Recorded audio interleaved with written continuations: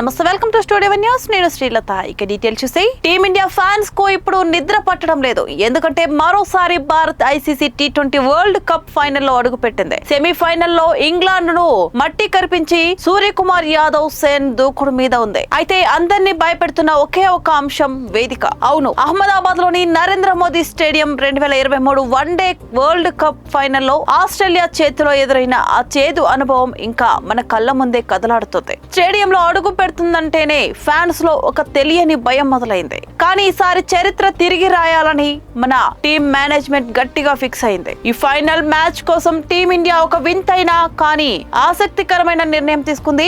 గతంలో మనం ఏ dressing room అయితే వాడామో, ఏ హోటల్ అయితే ఉన్నామో, ఈసారి వాటన్నింటినీ మార్చేసింది.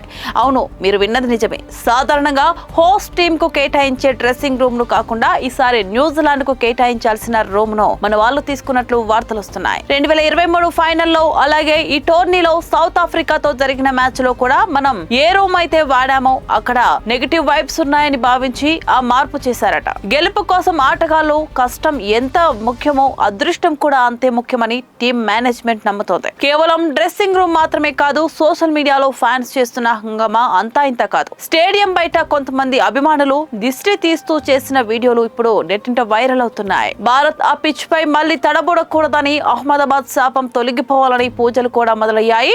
అటు చూస్తే న్యూజిలాండ్ కూడా తక్కువ తినలేదు. వాళ్ళు తొలిసారి వరల్డ్ కప్ కొట్టాలని కసి మీద ఉన్నారు. కానీ మన సంజు సంసాన్, ఫ్యామ్ బుమ్రా బౌలింగ్ చూస్తుంటే ఈసారి కప్పు కొట్టేది మనమే అనిపిస్తుంది. ఈ మ్యాచ్ కేవలం ఒక ఆట మాత్రమే కాదు, 140 కోట్ల భారతీయుల ఎమోషన్. జై షా గారు చెప్పినట్టుగా ఇప్పటికే వ్యూవర్షిప్ రికార్డులు బద్దలవుతున్నాయి. డిజిటల్ ప్లాట్ఫామ్ లో 6 కోట్ల మందికి పైగా లైవ్ చూస్తున్నారంటే క్రేజ్ ఏ రేంజ్ లో ఉందో అర్థం చేసుకోవచ్చు. అహ్మదాబాద్ లో ఆకాశం నీలి రంగుతో నిండిపోవాలి. రోహిత్ శర్మ వారసుడిగా సూర్య కప్పు ఎత్తాలని ప్రతి తెలుగు క్రికెట్ ఫ్యాన్స్ కోరుకుంటున్నారు. మరి ఈ సెంటిమెంట్ వర్కౌట్ అయ్యి టీమిండియా 3వ సారి టీ20 వరల్డ్ కప్ గెలుస్తుందా లేదా అనేది వేచి చూడాలి.